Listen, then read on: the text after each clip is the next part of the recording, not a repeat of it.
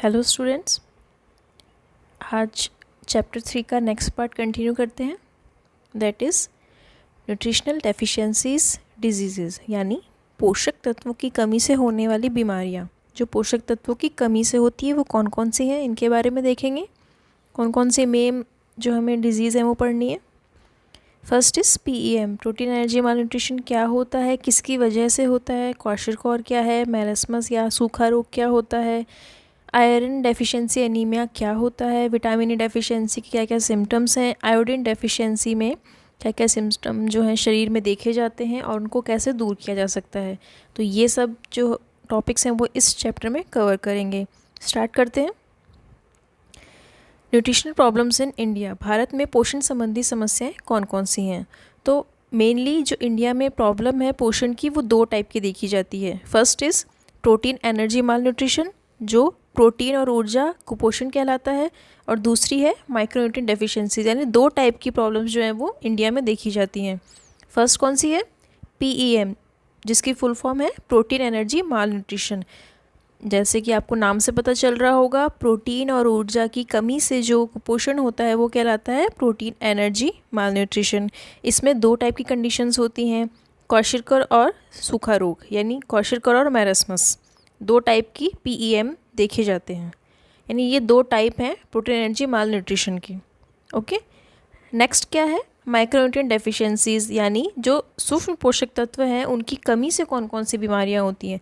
वैसे तो बहुत सारी होती हैं, क्योंकि हर पोषक तत्व का हमारे शरीर में अलग अलग काम होता है और ये सभी पोषक तत्व मिलकर आपके शरीर की वृद्धि और विकास करते हैं। लेकिन जो हमारे सिलेबस में हम उन्हें ही कवर करेंगे। वो कौन कौन से हैं? अनीमिया, जो आपने सुना होगा, रक्त अल्पता क्या होती है, लोह तत्व की कमी के कारण होता है। विटामिन A की कमी और आयोडीन की कमी, मुख्यतः ये तीनों पढ़नी है हमें, सूक्ष्म पोषक तत्वों की कमियाँ। ओके, तो इन्हीं का डिटेल स्टार्ट करते हैं। First is protein energy mall nutrition, जो कि आपको बताया प्रोटीन और ऊर्जा की कमी से होता है। सो डेफिनेशन देखते हैं इसकी। It is caused by इनएडिक्वेट food intake, that is insufficient amount of macronutrients. Macronutrients कौन से होते हैं?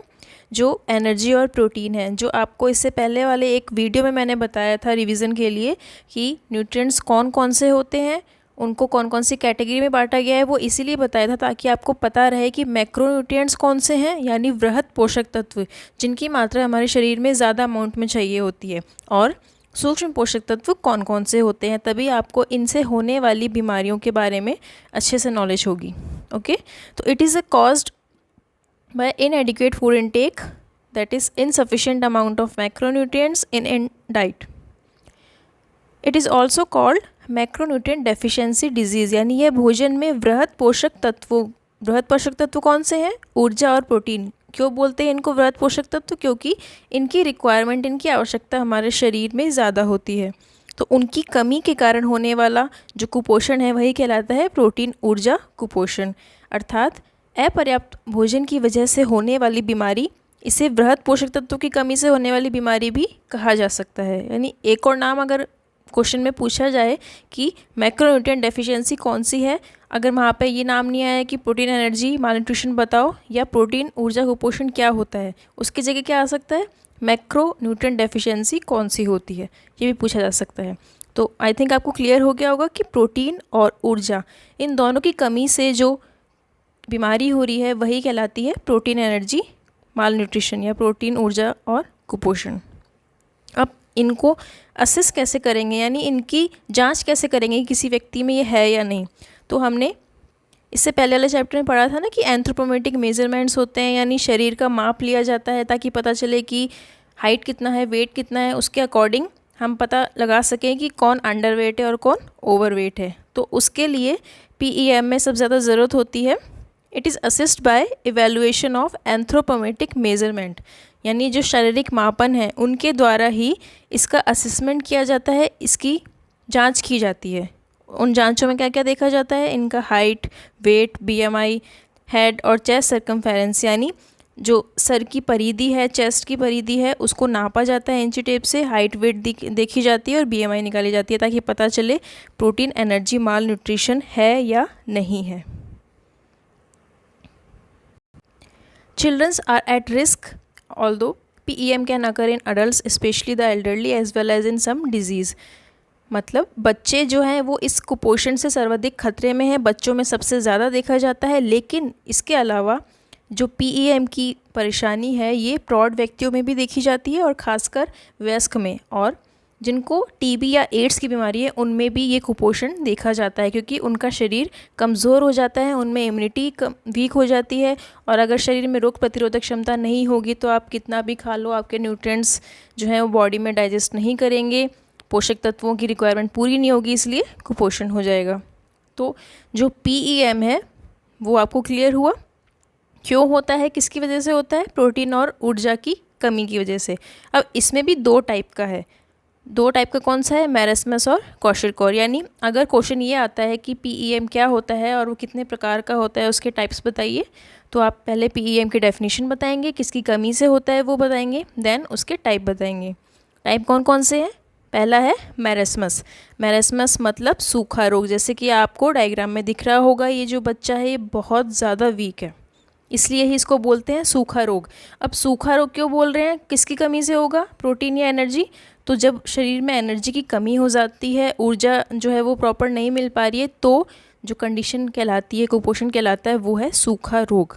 और यह देखा जाता है 1 साल से कम उम्र के बच्चों में, उनमें ज़्यादा होता है। क्या क्या इनके सिम्टम्स हैं, क्या लक्षण दिखते हैं इसके, स्किन ड्राई हो जाती है, जैसे कि आप पिक्चर में देख रहे हो, ड्राई स्किन है। स्केलेटल लाइक स्ट्रक्चर, यानी जो शरीर है वो कंकाल की तरह दिखने लगता है, इतनी वीकनेस हो जाती है। और सीवियर वीकनेस है, यानी कमज़ोरी बहुत ज़्यादा देखी जाती है, इसलिए इसको सूखा रोग बोलते हैं। और इसको याद करने का एक तरीका हो सकता है, जैसे मैरस्मस नाम जो है, और हमेशा आपको बच्चों टर्म्स जो आप यूज़ करते हो, टर्मिनोलॉजी यूज़ करते हो, वो दोनों पता होनी चाहिए। ऐसा नहीं कि हिंदी मीडियम वाले हैं तो उनको इंग्लिश से कुछ मतलब नहीं है, नहीं, आपको दोनों का मतलब पता होना चाहिए, क्योंकि जो भी पेपर आता है वो बायलिंगुअल आता है, दोनों लैंग्वेज में आता है। तो कई बार सिर्फ मैरस्मस भी लिखा आ सकता है कि मैरस्मस हिंदी में लिख दिया, मैरस्मस क्या होता है। अब आपने अगर सिर्फ सूखा रोग पढ़ा है, उसका मतलब इंग्लिश में मैरस्मस है ये नहीं पता, तो आपको क्वेश्चन आते हुए भी अटैम्प्ट नहीं कर पाओगे। इसलिए हमेशा मैं दोनों टर्म्स लिखती हूँ और आपको इसलिए बताती हूँ ताकि आपके माइंड में वो चीज़ फिक्स रहे कि इसको इंग्लिश में भी क्या बोला जाता है। ओके, तो मैरस्मस जो है उसको क्या बोलते हैं, सूखा रोग। तो इसको याद करने का एक तरीका है, मैरस्मस यानी मरा मरा, यानी जो व्यक्ति, जो बच्चा एकदम मरा मरा सा दिखता है, बहुत ज़्यादा वीक दिखता है, तो उसको कौन सी प्रॉब्लम है, मैरस्मस। और होती किसकी वजह से है, ऊर्जा की कमी की वजह से। ओके, देन सेकंड कंडीशन क्या है, क्वाशरकॉर। अब क्वाशरकॉर को क्वाशरकॉर ही बोलते हैं, ठीक है, तो इसमें ज़्यादा टेंशन लेने की ज़रूरत नहीं है। और होती क्या है, प्रोटीन की कमी से जो कुपोषण होता है वो कहलाता है क्वाशरकॉर। यानी दोनों में डिफरेंस पता चल रहा है आपको, जैसे डायग्राम में है, एक में तो बच्चा है बिल्कुल सूखा हुआ दिख रहा है, और एक में बच्चे में क्या है, फुलावट है, स्वेलिंग है। तो प्रोटीन की कमी से कौन सा रोग होता है, क्वाशरकॉर होता है। ऊर्जा की कमी से कौन सा होता है, मैरस्मस होता है। और इन दोनों को मिला के ही कौन सी बीमारी या कौन सी पोषक तत्वों की कमी देखी जाती है, वो होता है प्रोटीन एनर्जी माल न्यूट्रिशन, यानी ऊर्जा और प्रोटीन की कमी से होने वाला कुपोषण। अब क्वाशरकॉर की डिटेल देखते हैं, ये किस में देखा जाता है, ये 2 से 5 साल के बच्चों में ज़्यादा देखा जाता है। यानी 1 साल से कम बच्चों में किसका खतरा रहता है, मैरस्मस का।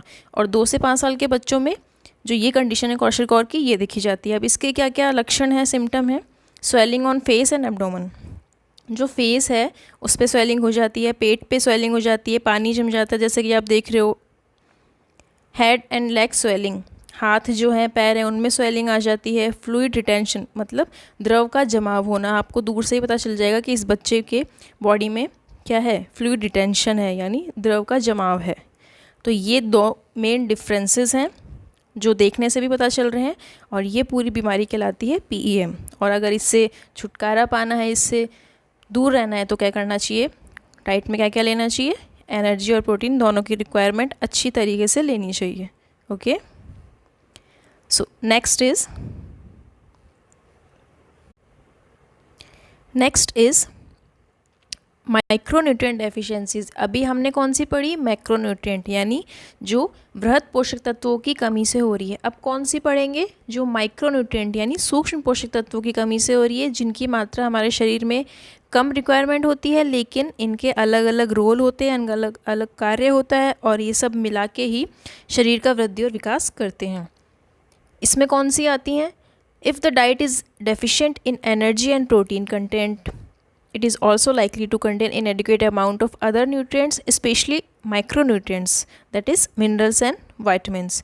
अगर आहार में ऊर्जा और प्रोटीन की मात्रा कम है तो इसमें अन्य पोषक तत्वों के असामान्य मात्रा की भी संभावना रहती है। अब सूक्ष्म पोषक तत्व कौन से हैं? वीडियो में बताया था आपको। विटामिन और मिनरल जो है, विटामिन या खनिज जो लवण है, वो क्या कहलाते हैं? सूक्ष्म पोषक तत्व कहलाते हैं। और इनके अलग अलग नाम हैं, अलग अलग रोल है और उनकी अलग अलग कमी से अलग अलग रोग होते हैं।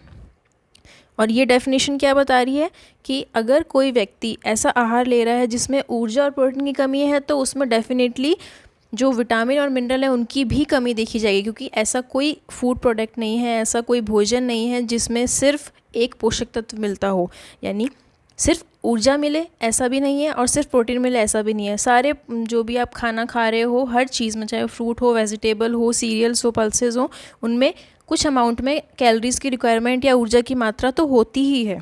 ऐसा कोई नहीं है जिसमें सिर्फ आपको विटामिन या मिनरल मिल जाएगा और एनर्जी नहीं मिलेगी। ठीक है, तो अगर किसी व्यक्ति में अगर प्रोटीन और ऊर्जा की कमी हो रही है तो इट मीन्स वो बहुत ज़्यादा सीवियर कंडीशन में है, यानी काफ़ी टाइम से उसको ऊर्जा नहीं मिल पा रही है, उसको पोषण नहीं मिल पा रहा है, तो बाकी न्यूट्रिएंट्स तो मिल ही नहीं सकते हैं।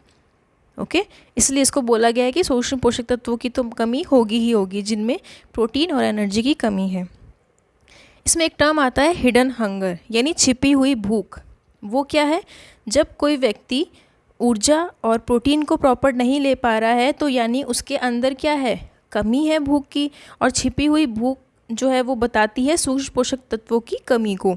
अगर किसी में PEM है तो उसमें सूक्ष्म पोषक तत्वों की भी कमी देखी जाएगी। तो अगर डेफिनेशन पूछी जाए कि हिडन हंगर क्या है, छिपी हुई भूख क्या है, तो ये शब्द किसके लिए यूज़ होता है? रेफर टू माइक्रोन्यूट्रिएंट डेफिशिएंसीज, सूक्ष्म पोषक तत्वों की कमी के लिए यह यूज़ किया जाता है।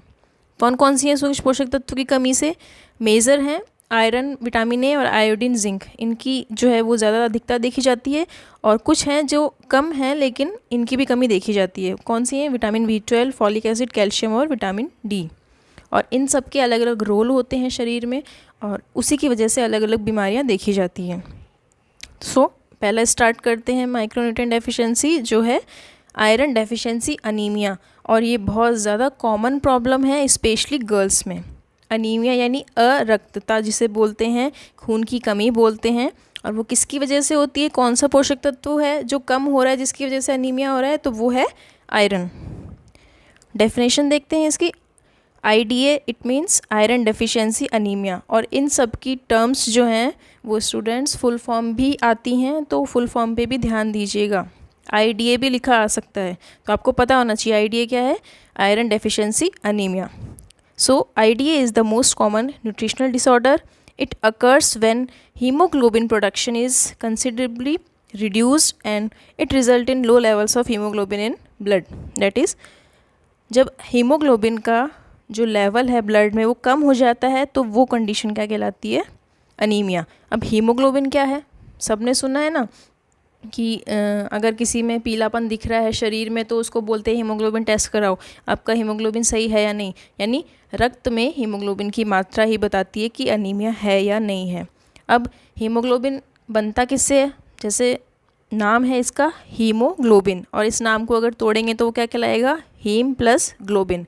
हीम का मतलब होता है आयरन और ग्लोबिन होता है एक प्रोटीन, यानी आयरन और प्रोटीन ये दोनों मिलकर हीमोग्लोबिन बनाते हैं, जो कि ये बताता है कि ब्लड में मात्रा कितनी है। ओके, IDA सबसे ज़्यादा पाई जाने वाली पोषण की बीमारी है। जब हीमोग्लोबिन के बनने की दर में लगातार कमी आती रहती है तो रक्त में लौह तत्व की मात्रा कम हो जाती है और यह कमी अनीमिया कहलाती है। रक्त में लौह तत्व की मात्रा का कम होना ही क्या है? रक्त अल्पता है या अनीमिया है। अब कौन कौन से समूह हैं जो ज़्यादा प्रभावित होते हैं इसमें, यानी जिनको ये बीमारी बहुत ज़्यादा होती है, उसको बोलते हैं वल्नरेबल ग्रुप, यानी जिनको होने का खतरा ज़्यादा है। कौन कौन से हैं? Women in child bearing age, मतलब गर्भ धारण करने वाली अगर कम उम्र की महिलाएं हैं उसमें ज़्यादा देखा जाएगा, क्योंकि आयरन की जो रिक्वायरमेंट है वो प्रॉपर लेती नहीं है। उसके बाद भी अगर प्रेगनेंसी हो गई है तो रिक्वायरमेंट और ज़्यादा बढ़ जाती है बॉडी में, लेकिन अगर वो तब भी पूरी नहीं हो रही है तो अनीमिया हो जाएगा। एडोलेसेंस गर्ल्स हैं, किशोर बालिकाएं हैं, ब्लड की रिक्वायरमेंट ज़्यादा होती है और ब्लड लॉस भी ज़्यादा होता है, इसलिए आयरन की जो टैबलेट्स हैं वो दी जाती हैं इस एज में। तो एडोलेसेंस गर्ल्स में या किशोर बालिकाओं में देखा जाता है। प्रेग्नेंट वुमेन में ये कॉमन प्रॉब्लम है कि जो HB है वो नॉर्मल लेवल से कम ही मिलता है। नेक्स्ट, स्कूल एज चिल्ड्रन, जो विद्यालय आयु वाले बच्चे हैं उनमें भी आयरन की कमी देखी जाती है। सिम्टम्स देखते हैं इसके। Symptoms depend on the rate of fall in HB, that is HB मतलब haemoglobin, is required for carrying oxygen in the body. Anaemia के लक्षण किस पर डिपेंड करते हैं कि जो हीमोग्लोबिन है वो कम होने की दर कितनी है, किस दर से कम हो रहा है, क्योंकि हीमोग्लोबिन का काम क्या है, शरीर में ऑक्सीजन को ले जाने का काम करता है, यानी ट्रांसपोर्ट ऑफ ऑक्सीजन का काम कौन करता है, हीमोग्लोबिन। तो अगर हीमोग्लोबिन की दर में लगातार कमी आ रही है तब जाके हीमोग्लोबिन का लेवल है वो कम होगा और वो दिखाएगा आयरन की कमी को, क्योंकि आपको मैंने बताया हीमोग्लोबिन 2 वर्ड से मिलकर बना है, यानी 2 तत्व हैं इसमें, आयरन और ग्लोबिन। यानी आयरन जो कंपाउंड है वो बीच में होता है और उसके साथ ही ऑक्सीजन बाइंड होके एक जगह से दूसरी जगह ट्रांसपोर्ट होते हैं ब्लड में। तो ऑक्सीजन की कमी भी उसमें देखी जाएगी, क्योंकि आयरन जो है वो प्रॉपर यूटिलाइज नहीं हो रहा है, इसलिए हीमोग्लोबिन की कमी जो है वो रक्त अल्पता को दिखाती है। अब नॉर्मल अगर पूछा जाए क्वेश्चन, ऑब्जेक्टिव क्वेश्चन आ सकता है इसका, नॉर्मल HB लेवल कितना होता है। मेल्स में होता है 13 से 17 ग्राम पर DL और फीमेल में होता है 12 से 15 ग्राम पर DL, और अगर इनसे कम देखा जाता है तो वो अनीमिक कंडीशन कहलाती है, यानी वो अनीमिया की कंडीशन में है, रक्त की कमी की परेशानी से जूझ रहे हैं। तो ये जो लेवल है आपको ये ध्यान में रखना है। सिम्टम्स देखते हैं इसके, जो कि आपको देखने से ही पता चल जाएगा, उसके लिए कोई क्लिनिकल टेस्ट की ज़रूरत नहीं है।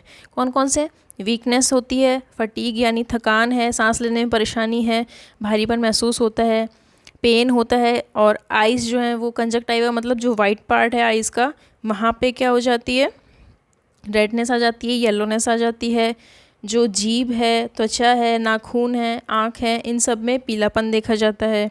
बच्चों में संज्ञानात्मक क्रियाएं जैसे अटेंशन है, ध्यान देना है, किसी चीज़ में एकाग्रता लगानी है, उनको याद रखना है, उनमें कमी देखी जाती है। जो आपको ये सिम्टम्स हैं ये सब दिख रहे हैं ना, आँखों में पीलापन है तो अनीमिक बोल सकते हैं। अब ये हाथ आपको दिख रहे हैं, अंतर दिख रहा है ना, एक पीला है और एक लाल है। और नॉर्मली हम इसको नाखूनों का टेस्ट करके भी देख सकते हैं। हम नाखूनों को एक बार आप थोड़ी देर के लिए दबा के रखो, अगर ज़्यादा ही येलो हो रहा है यानी कि आपके खून में हीमोग्लोबिन की कमी है, वो देख सकते हैं। ट्रीटमेंट क्या है इसका, ट्रीटमेंट में आयरन रिच फूड देने पड़ेंगे, यानी जिनमें लोह तत्व की मात्रा ज़्यादा हो, और साथ ही साथ आयरन फॉलिक एसिड की टैबलेट्स भी दी जाती हैं जो कि इसकी कमी को पूरा कर सकें। विटामिन C क्यों ज़रूरी है, विटामिन C का जो काम है वो ये है कि आयरन के एब्जॉर्प्शन में हेल्प करता है। वो सिर्फ आयरन लेने से ही ब्लड की कमी दूर नहीं की जा सकती है, उसके साथ साथ विटामिन C भी लेना पड़ेगा, क्योंकि उसको एब्जॉर्ब होने में, उसके अवशोषण में मदद करता है विटामिन C।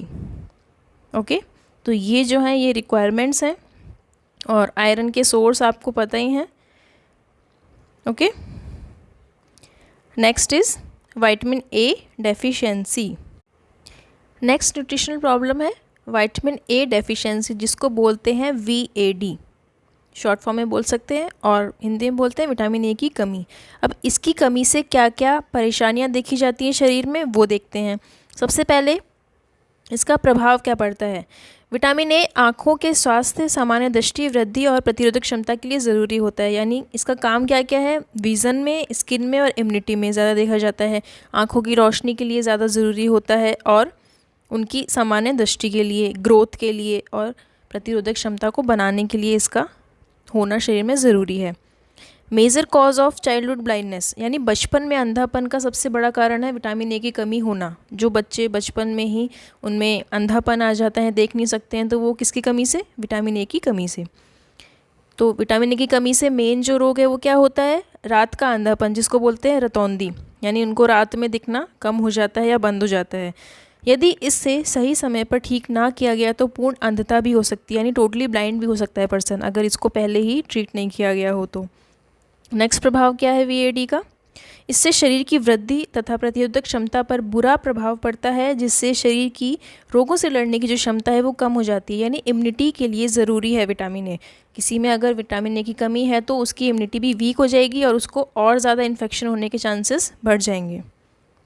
इसलिए ही ये नेक्स्ट जो है इसमें टॉपिक इंक्लूड किया गया है, विटामिन ए की कमी और संक्रमण का दुष्चक्र। यानी ये आपस में कैसे रिलेटेड है, इम्यूनिटी और विटामिन ए। तो अगर विटामिन ए की कमी हो रही है तो उससे क्या होगा,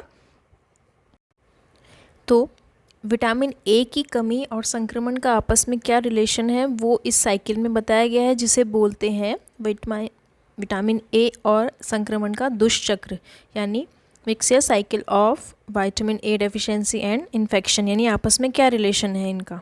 as you can see, vitamin A की अगर कमी हो रही है तो क्या होगा, इंक्रीज ससेप्टिबिलिटी टू इन्फेक्शन, यानी संक्रमण के लिए अधिक संवेदनशील हो जाएंगे। जिनमें विटामिन की कमी है उनकी इम्यूनिटी ठीक से काम नहीं करेगी तो उनको इन्फेक्शन होने का खतरा ज़्यादा रहेगा। और जब इन्फेक्शन ज़्यादा होगा तो क्या होगा, विटामिन ए की जो कमी है वो और ज़्यादा हो जाएगी, यानी उनको जो लॉस है बॉडी में वो और ज़्यादा हो जाएगा, कमी और बढ़ती जाएगी।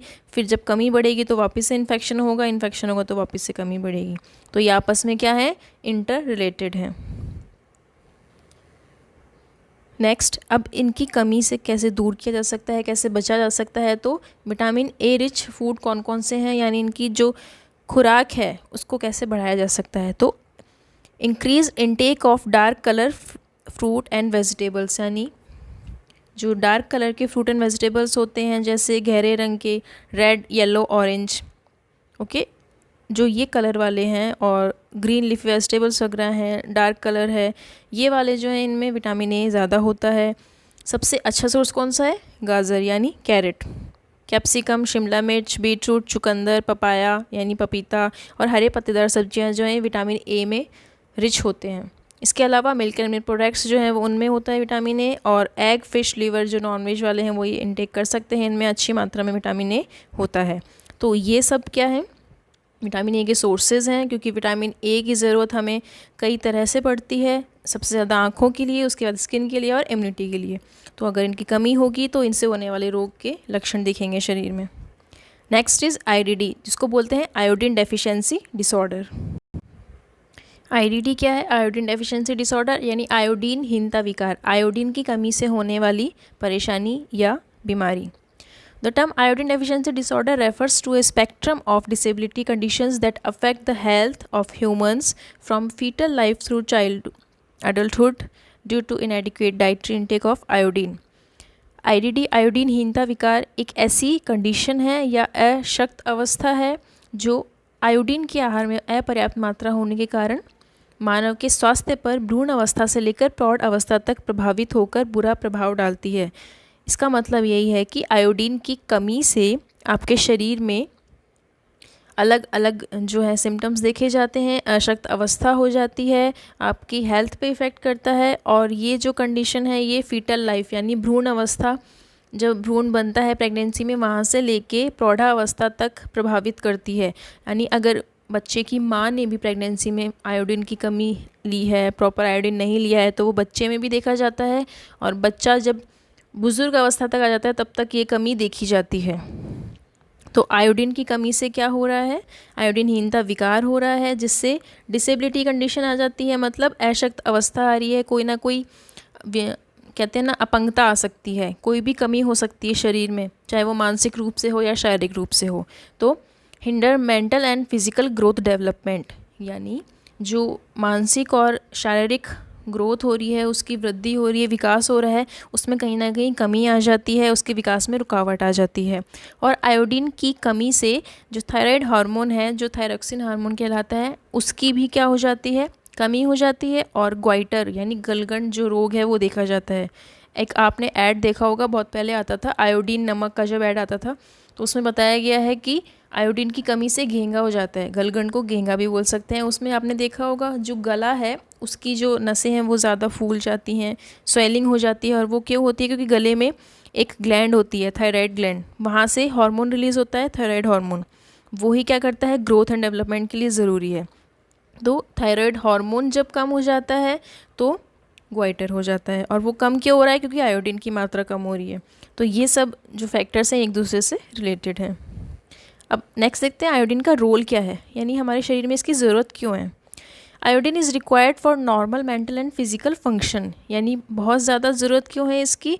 मानसिक और शारीरिक क्रियाओं के लिए, क्योंकि अपंगता जो है वो मानसिक अपंगता भी हो सकती है, शारीरिक भी हो सकती है। कई आपने बच्चे ऐसे देखे होंगे ना जो मानसिक रूप से स्वस्थ नहीं है, तो कहीं ना कहीं आयोडीन की कमी भी एक कारण हो सकता है। Next is causes of IDD, यानी इसके कारण क्या हैं, कमी होती क्यों है। It is an ecological phenomena largely due to deficiency of iodine in the soil, यानी आयोडीन की कमी एक पारिस्थितिकी परिघटक है जो अधिकतर मिट्टी में आयोडीन की कमी से होता है। क्योंकि आजकल क्या है, सब बायो ऑर्गेनिक वगैरह फूड आ रहे हैं, पेस्टिसाइड वगैरह ज़्यादा यूज़ होते हैं, तो जो मिट्टी में एक नेचुरल आयोडीन होना चाहिए था उसकी कमी होती जा रही है। और फास्ट फूड कंजप्शन वगैरह ज़्यादा हो रहा है, तो जो प्रोसेस फूड लिया जा रहा है उसकी वजह से क्या है, आयोडीन कमी और ज़्यादा होती जा रही है। जो मिट्टी है उसमें आयोडीन की कमी हो रही है, तो उसकी वजह से भी ये परेशानी देखी जा सकती है। अब इसकी कमी से प्रभाव क्या पड़ेगा, यानी आपके शरीर में क्या क्या इफ़ेक्ट देखे जा सकते हैं।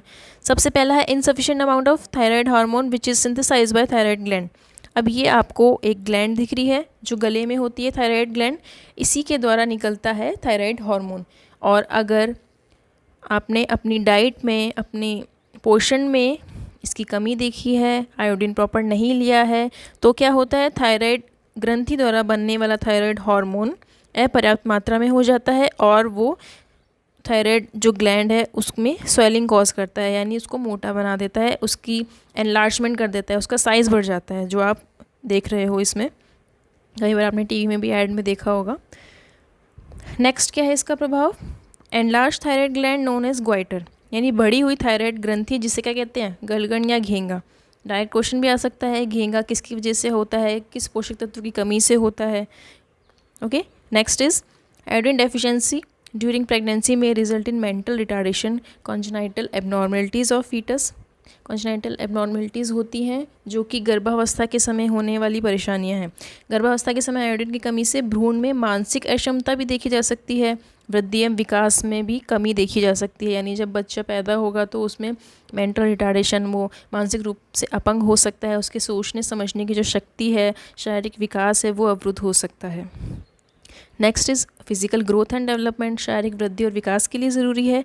और मेंटल फंक्शन, यानी जितने भी मानसिक क्रियाएं होती हैं उसमें सोचना समझना, हमारी कंसंट्रेशन पावर, हमारा ध्यान लगाना और हमारी जो मेमोरी है, लंबे टाइम तक चीज़ों को याद रखने की क्षमता, उसके लिए भी आयोडीन बहुत ज़रूरी होता है। And unfortunately these effects is irreversible, अगर ये प्रभाव शरीर में दिखने लग गए तो इनको वापस से सही करना बहुत मुश्किल हो जाता है। अब देखते हैं कौन कौन से एरिया में ज़्यादा देखा जाता है। Indian states with more iodine deficiencies, क्योंकि कुछ एरिया में ज़्यादा देखा जाता है। क्यों? क्योंकि वहाँ की मिट्टी की मात्रा जो है, मिट्टी की क्वालिटी है, उस पर डिपेंड करता है। कहाँ ये ज़्यादा देखा जाता है घेंगा या आयोडीन डेफिशिएंसी? केरल में, महाराष्ट्र में, मध्य प्रदेश में, जम्मू कश्मीर से लेकर जो भी एरिया है, जम्मू कश्मीर वाला जो हिली एरिया है, पहाड़ों वाला एरिया है, वहाँ पे ज़्यादा देखा जाता है। अरुणाचल प्रदेश तक, आंध्र प्रदेश और कर्नाटका, यानी इन जगहों पर इसकी कमी ज़्यादा देखी जाती है। अब सोर्सेज क्या हैं? दो ही सोर्सेज हैं इसके, या तो आयोडीन फोर्टिफाइड सॉल्ट लो, यानी आयोडीन युक्त नमक लो, और सी फूड, यानी समुद्री आहार जो होते हैं, जो भी समुद्री आहार में लोग नॉनवेज वाले होते हैं वो खाते हैं उन चीज़ों को, मछली हो और घेंगा वगैरह जो चीज़ें हैं, तो उनमें क्या होता है, आयोडीन जो है वो ज़्यादा देखा जाता है। इसलिए आयोडीन की मात्रा को पूरा करने का बेस्ट सोर्स है आयोडीन युक्त नमक लेना, यानी शक्ति और बुद्धि का रक्षक कौन सा है? आयोडीन नमक। ऐड आता था ना पहले, आयोडीन नमक, टाटा सॉल्ट वगैरह, तो इन सब में क्या है, आयोडीन की मात्रा जो है वो नमक में बढ़ा दी जाती है ताकि नॉर्मल रिक्वायरमेंट को पूरा किया जा सके। ये था आईडीडी। ओके स्टूडेंट्स, ये जो थे न्यूट्रिशनल प्रॉब्लम्स थी, और नेक्स्ट जो वीडियो है उसमें आगे का पार्ट कवर करेंगे जिसमें हम न्यूट्रिशनल प्रोग्राम्स देखेंगे कि कौन कौन से प्रोग्राम्स चलाए जा रहे हैं इंडिया के द्वारा। Okay, thanks for watching.